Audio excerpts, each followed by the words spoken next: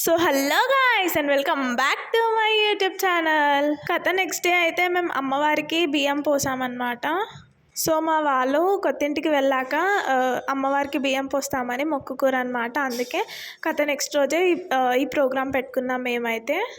First మేమైతే మా పాతింటి దగ్గర ఉన్న అమ్మవారికి బియ్యం పోసాము.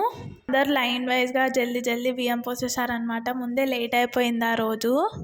మా రోజే మా రిలేటివ్స్లో ఒకరిది పెళ్ళయిందనమాట. వాళ్ళు కూడా వచ్చారనమాట ఆ గుడికి. అప్పుడే వడి బియ్యం అంటే సంపూర్ణమైన ధాన్యంగా భావిస్తామన్నమాట. అందుకే మనము ఆ అమ్మవారికి వడి బియ్యం ఇస్తాము. సో మెయిన్గా అమ్మవారికి వడి బియ్యం ఎందుకు సమర్పిస్తారంటే ఆ అమ్మ ఆశీస్సులు ఎప్పుడు మా మీద ఉండాలి అని కోరుతూ మనం అమ్మవారికి సమర్పిస్తామన్నమాట.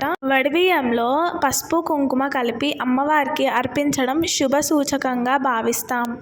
సో ఇప్పుడు కొత్తింటి దగ్గర ఉన్న అమ్మవారి గుడికి వచ్చేసామన్నమాట. ఇక్కడ ఉన్న అమ్మవారు నల్లపోచమ్మ అన్నమాట. ఇక్కడ మేము బోనం కూడా చేసాము. బియ్యం పోసి బోనం కూడా చేసామన్నమాట. సో అందరు కలిసి బోనం అయితే చేసిర్రు. అండ్ ఎత్తుకున్నది మాత్రం నేను. నాకు బోనం ఎత్తుకోవడం అంటే చాలా ఇష్టం.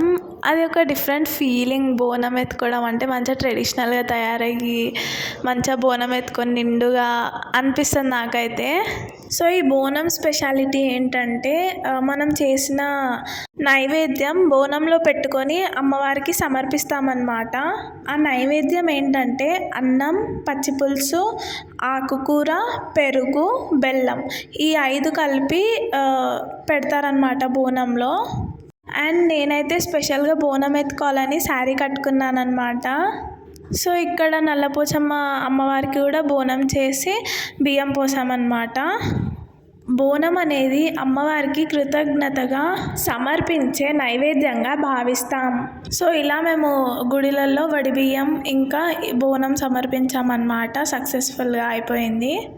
వడి బియ్యం ఇంకా బోనం సమర్పించడం అయిపోయాక మేమైతే అక్కడ గ్రౌండ్లో వండుకొని తిని కొంచెం టైం స్పెండ్ చేసామన్నమాట. రిలేటివ్స్ అందరూ వచ్చారు, పిన్నిలు, అత్తలు ఇంకా అందరూ. సో ఇలా చాలా హ్యాపీగా అనిపించింది అనమాట. అందరూ కలిసాము, టైం స్పెండ్ చేసాము చాలా రోజుల తర్వాత అట్లా అనమాట. సో పిన్ని వాళ్ళు, అత్త వాళ్ళు ఇంకా అందరు వచ్చారంటే ముచ్చట్లు అనమాట. అసలు టైం ఎట్లా గడిచిపోతుందో అస్సలు చెప్పలేము.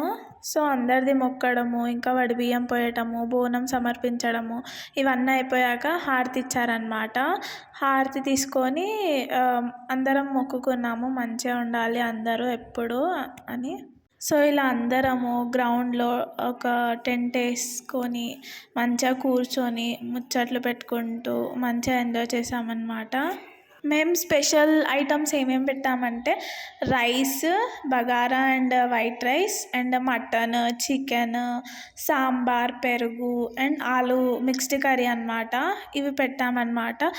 అండ్ స్పెషల్ ఐటమ్ వచ్చేసి బటర్ స్కాచ్ ఐస్ క్రీమ్ అనమాట. అక్కడ హాయ్ చెప్తుండు కదా వాళ్ళది.